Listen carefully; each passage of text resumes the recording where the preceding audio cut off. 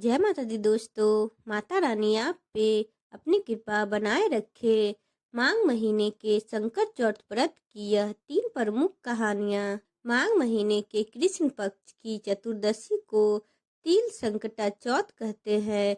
इसे संकटी गणेश चतुर्थी भी कहा जाता है और शुक्ल पक्ष में आने वाली चतुर्थी को तिलकुन चौथ कहते हैं, तिलकुट चौथ कहते हैं, वरदा चौथ के नाम से भी जाना जाता है।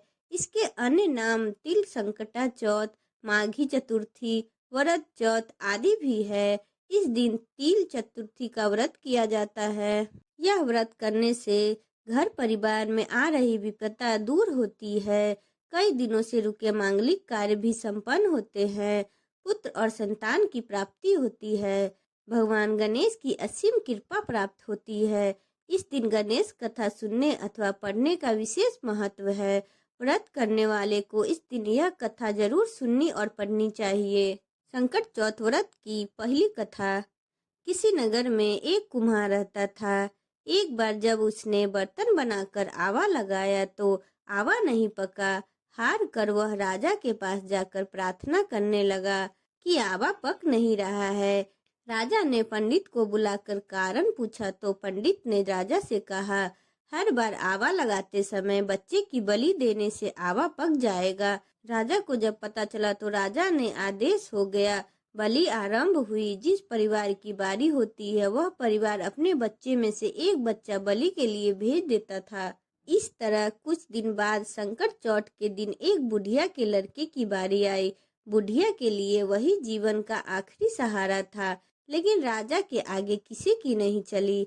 दुखी बुढ़िया सोच रही थी कि मेरा तो एक ही बेटा है, वह भी संकट चौथ के दिन मुझसे जुदा हो रहा है। बुढ़िया ने लड़के को सकट की सुपारी और दूबी का वीरा देकर कहा, भगवान का नाम लेना, आवा में बैठने से पहले।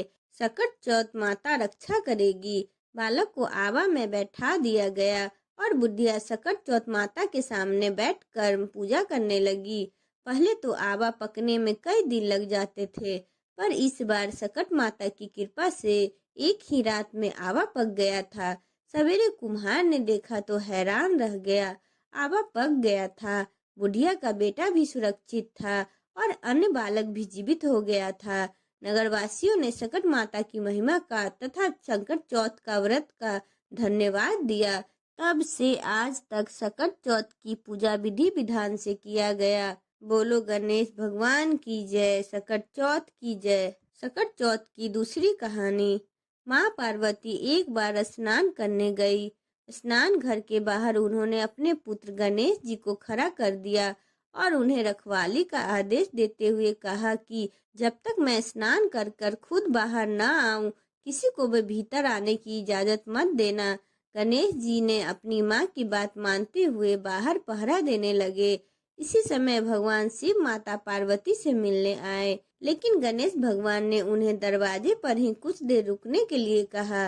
भगवान शिव ने इस बात से बेहद आहत और अपमानित महसूस किया।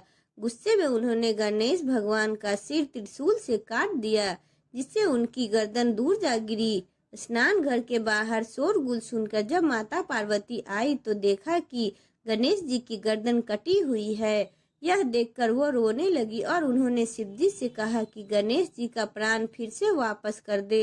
इस पर शिव जी ने एक हाथी का सिर लेकर गणेश जी को लगा दिया। इस तरह से गणेश भगवान को दूसरा जीवन मिला। तभी से गणेश जी की हाथी की सूर होने लगी। तभी से महिलाएं बच्चे की सलामती के लिए माँ के कृष्ण पक्ष की चतुर्थ को गणेश चतुर्थी का व्रत करने लगी। बोलो गणेश भगवान की जय। संकट चौथ व्रत की तीसरी कहानी। एक बार की बात है, देवता कई विपत्तियों में आ घिरे थे। तब वह मदद मांगने के लिए भगवान शिव के पास आए। उस समय भगवान शिव के साथ कार्तिक तथा गणेश जी भी बैठे थे। देवताओं की बात सुनकर शिव जी ने कार्तिक व गणेश जी से पूछा कि तुम में से कौन देवताओं को कष्टों का निवारण कर सकता है।